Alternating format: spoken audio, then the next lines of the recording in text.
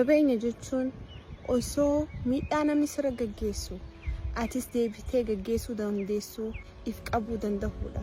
Jabeenya jechuun osoo gartee haqa kankee hafuudhame hatuqame gartee akka namni sun si godhetti atis godhuu dandeessu beekaa karaa nagaa maraxatuudha. Rasuulli sallallahu alaihi wasallam maal jedhe? nama jabaa keessanii jechuun nama gizee wal qabdan yaani harkaa walis seentan isin mo'atuu danda'uu miti. Nama jabaa jechuun nama gizee aare isaa san liqimsuu danda'u, nama gizee mufachiiste miidhaa silaa sirra geessisuu danda'u san rabbiif jecha khayrii karaa nagaa irra maraxatu jechuudha.